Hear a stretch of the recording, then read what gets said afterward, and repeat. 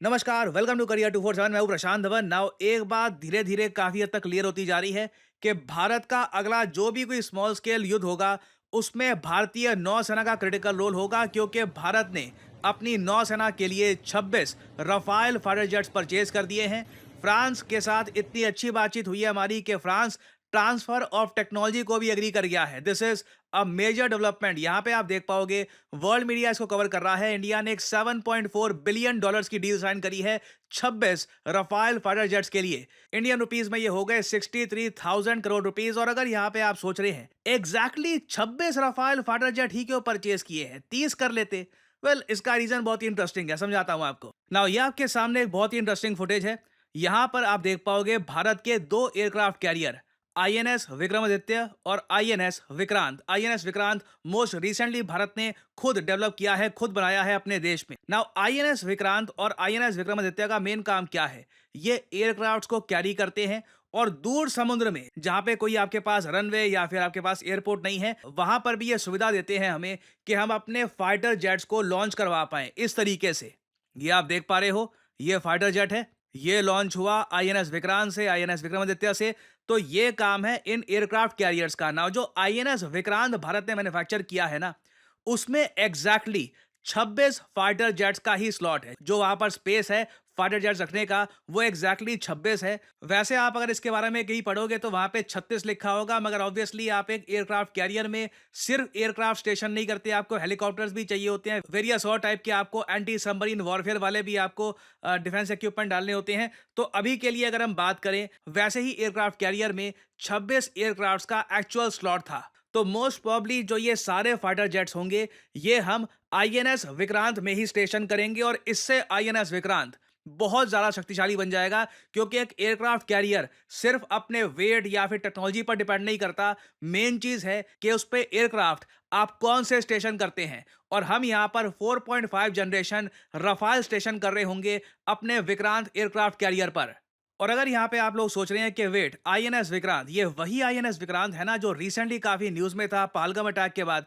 जी हाँ, मगर मुझे यहाँ पर एक बात बोलनी पड़ेगी। आई थिंक आज के समय हमें पाकिस्तानी और इवन बांग्लादेशी मीडिया पर भी कुछ रिस्ट्रिक्शन लगाने की आवश्यकता है, क्योंकि ये भारत के बारे में कुछ भी अनाप शनाप पब्लिश कर रहे हैं। फॉर एग्जाम्पल मैं आपको बताऊं, जो अरेबियन सी है, इधर यहाँ पे आप देख पाओगे, ये यहाँ पे आप देख पाएंगे, ये है हमारा प्यारा भारत और ये यहाँ पे है अरेबियन सी।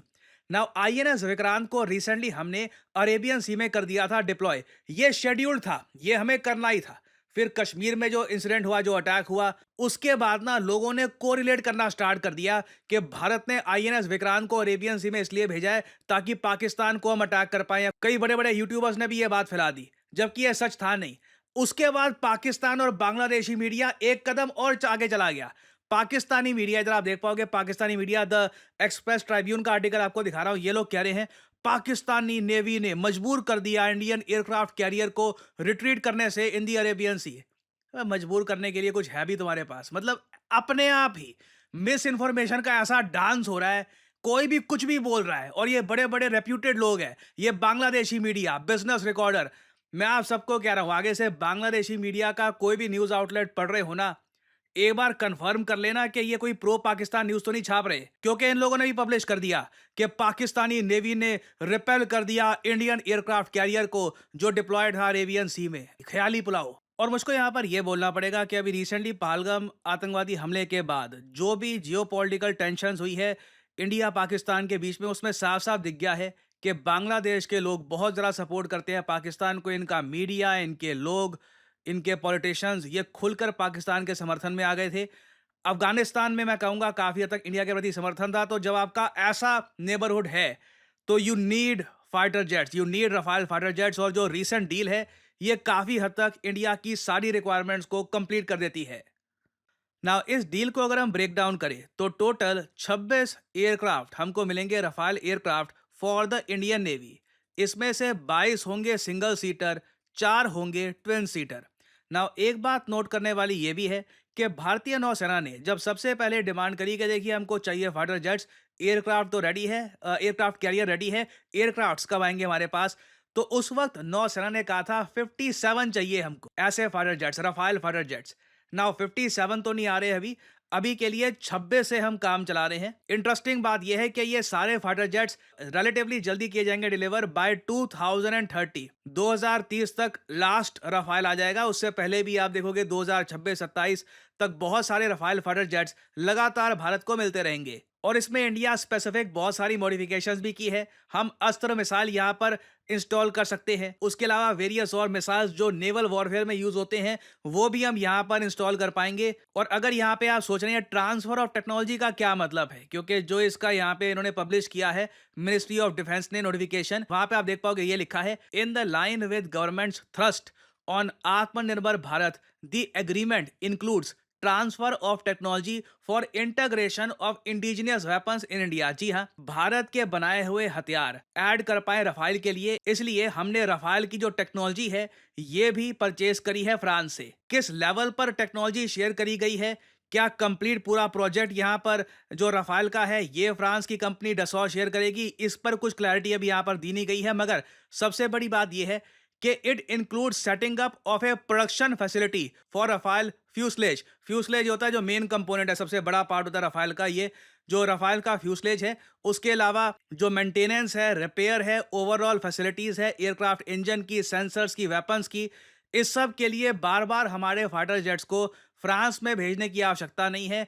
इस सब की फैसिलिटी डसॉ इंडिया में बनाएगा। और ऑब्वियसली जब ये सब मैन्युफैक्चरिंग भारत में हो रही होगी तो भारत में बहुत सारे जो छोटे उद्योग हैं उनको बिजनेस करने का मौका मिलेगा, क्योंकि कुछ पार्ट्स होंगे, स्पेसिफिक पार्ट्स, उसकी रिक्वायरमेंट होगी। तो डसॉ कहेगा कि इंडियन कंपनी से हमें वो पार्ट्स चाहिए होंगे, वो सब रिक्वायरमेंट्स इंडिया से पूरी करनी होगी। तो हजारों करोड़ों का रेवेन्यू इससे इंडियन कंपनीज भी अर्न कर पाएंगी। और अगर यहाँ पे आप लोग ये सोच रहे हैं काश ये फाइटर जेट्स वगैरह खरीदने ना पड़ते, खुद हम डेवलप कर लेते, एक बार को मैं कहूंगा मैं आपसे एग्री करता हूं। मगर फिर मैं देखता हूं कि जिस स्लो स्पीड से हिंदुस्तान एरोनॉटिक्स लिमिटेड आज के समय जो तेजस फाइटर जेट्स है आराम आराम से प्रोड्यूस कर रही है, इतनी ज्यादा डेडलाइंस मिस की जा रही है, उसमें काफी बार मैं सोचता हूं कि ये सारे फाइटर जेट्स अगर हम भारत में करते मैन्युफैक्चर, तो मैन्युफैक्चर करने की कैपेसिटी भी होती है हमारे पास, क्योंकि we are missing a lot of deadlines. Recently आपने इसके बारे में सुना होगा कि लगातार डिले हो रहा है तेजस फाइटर जेट्स की डिलीवरीज को टू द इंडियन एयरफोर्स। ये बात हमारे आईएएफ के चीफ ने भी कही थी कि हमें ज्यादा असेंबली लाइंस चाहिए तेजस लाइट कॉम्बैट एयरक्राफ्ट के लिए। एचएएल भी अब फ्रेश डेडलाइंस की तरफ देख रहा है ताकि डिलीवरी ये लोग टाइम पे कर पाए, but this is very much concerning. तो देखिए, अगर हमारे पास ये सारी टेक्नोलॉजी होती भी तब भी इतने लार्ज स्केल पर इतने सारे एयरक्राफ्ट मैन्युफैक्चर करना है, इसके लिए असेंबली लाइंस भी हमारे पास है नहीं। तो कहीं ना कहीं लग रहा है उस केस में भी हमको ये फाइटर जेट्स प्रोक्योर करने होते। वैसे मैं आपको बताऊं, इससे पहले हमने 36 रफाल फाइटर जेट्स एक्वायर किए थे। वो नेवी वाले नहीं थे, देवर प्राइमरली फॉर द एयरफोर्स। उसकी डील थी 36 Rafale fighter jets for 60,000 crore rupees. ये डील साइन हुई थी 2016 में, ऑलमोस्ट 10 साल पहले, 9 साल पहले।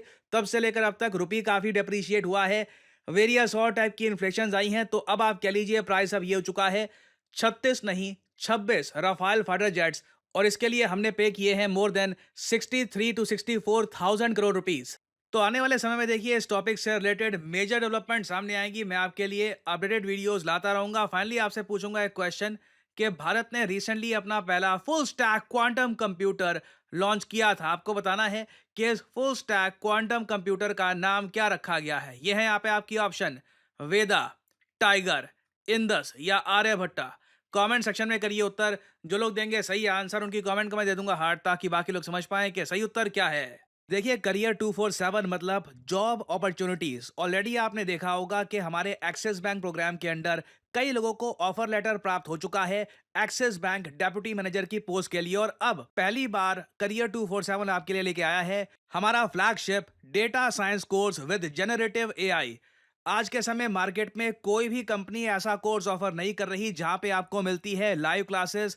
आप यूजुअली डेटा साइंस का कोर्स परचेज करेंगे, प्री रिकॉर्डेड क्लासेस आपको पकड़ा दी जाएंगी, मगर यहां पे आपको मिलती है live classes. World renowned teachers for example Deepayan सरकार सर, ये आपको पढ़ा रहे होंगे। ये बाय द वे काम कर रहे हैं with the government of Singapore as an AI adviser. और करियर 247 के डेटा साइंस कोर्स को कंप्लीट करके आप बिल्कुल आराम से 7 to 9 लाख पर एनम की जॉब लैंड कर सकते हैं। That is very much possible. और अगर आपका सवाल यह है कि अगर आप एक डेटा साइंटिस्ट बन गए तो आप काम कहाँ करोगे, किस इंडस्ट्री में काम करोगे, हर जगह आपके लिए दरवाजे खुले होंगे, चाहे एफएमसीजी सेक्टर हो या फिर फार्मा सेक्टर हो, आप गवर्नमेंट में काम कर सकते हैं।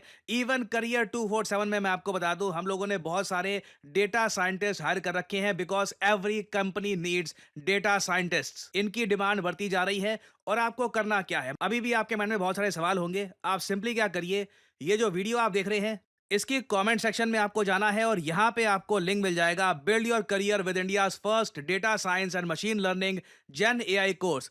इस लिंक पर करिए क्लिक। यहाँ पे आपके सामने ये पेज खुल जाएगा। यहाँ पे अपना नाम, ईमेल, फोन नंबर और ऑब्वियसली यहाँ पे कोड डालिएगा PD10, ताकि आपको डिस्काउंटेड रेट पर ये कोर्स ऑफर हो। कोड आप अगर नहीं डालेंगे तो जो भी आपको प्राइस ऑफर किया जाएगा इट विल बी एलिवेटेड। तो मैक्सिमम डिस्काउंट पाने के लिए यूज द कोड PD10। हमारी तरफ से आपको कॉल आएगा, you can ask your question. और अगर आप खुद को देखते हैं as a data scientist in the future, then you can start with career 247 data science and machine learning with generative AI course. ऐसा कोर्स आपको वैसे मार्केट में मिलेगा नहीं, विद लाइव क्लासेस और साथ में आपको वेरियस और टूल्स भी मिलेंगे। और बाय द वे, इस कोर्स से रिलेटेड और जानकारी मैं वेरियस और वीडियोस में आपको देता रहूंगा। सो अगर आप इंटरेस्टेड हैं, use the code PD10 and get in contact with the career 247 consultant. और इसी नोट के साथ यह है वीडियो कांत। Thank you for listening and as I always say, may the gods watch over you.